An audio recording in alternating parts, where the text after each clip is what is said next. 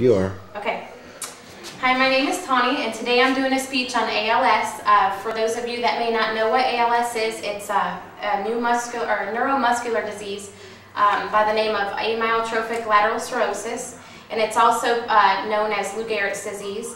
From a professional baseball player back in the day, he had, well, actually it was in the 1930s, he got diagnosed with ALS and lived for 3 years, and that's where the name Lou Gehrig's comes from. ALS is a neuromuscular disease which causes the neurotransmitters in your brain to stop muscle contractions, and the life expectancy for a patient that gets diagnosed with ALS is 3 to 5 years. And according to the ALS Foundation that's found online, they say that every 90 seconds somebody's diagnosed with ALS, which comes to more numbers. They say that 30,000 people a year are diagnosed with ALS. And it starts affecting the body by not sending the message to the muscles to contract. And the age range for most common ALS diagnoses are from 40 to 60 years old, and it's most common in men. And pretty much after the neurotransmitters stop sending the signals to the muscles for contraction, it leads to respiratory failure. I have an aunt that was diagnosed with ALS June of '07 at the age of 51. And she actually is, it's very progressive disease, so she started with, having trouble with her speech, and she went to the doctor to try to figure out what was wrong with her. After months and months of trying to figure out what's wrong with her, they actually figured that it was ALS because she had three or four of the symptoms, I think out of a total of 5. So, I mean, basically when you have 3 out of 5, it pretty much slims it down to that diagnosis. She actually started losing her speech a few months ago, and now she is in a mobile wheelchair. And also, just to the whole point of the speech is to let y'all know that they are close to a cure for ALS. And there's many different ways to help with the organization. There's ALS, it's called alsa.org, and they offer the strikeout bands, strikeout ALS bands, which are like $1 a piece.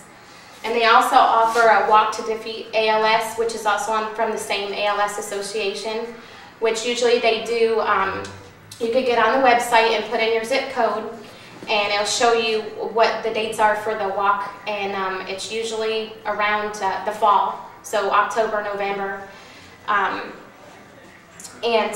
So there are many ways, and also I'd like to mention that CVS Pharmacy, a lot of times, probably about 1 or 2 times a year, they do donation when you go up to the counter and you make your purchase for whatever you may be there for. They ask you if you would like to donate to the ALS Foundation, and it's only, you can donate from $1 to however much. And whatever would help, because they are, close to finding a cure. And also, just to find out more information about the disease, you could go to this website. They have very good references, and to help everybody understand the disease a little bit more better and how close they are for a cure. And my aunt always told me, during the whole ALS progression, that she's not going to give up, and there is going to be hope for cure. So basically, what I'm concluding today is that my persuasive speech is to sell my audience the fact that donating for a cure is a good idea. And that's a little bit about amyotrophic lateral sclerosis. Does anybody have any questions? No questions? Okay, so that's it. What's that? What are they doing for your aunt?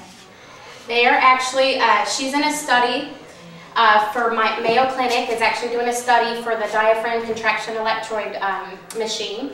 And she hooks it up to her diaphragm because she's towards the end of the stages of ALS.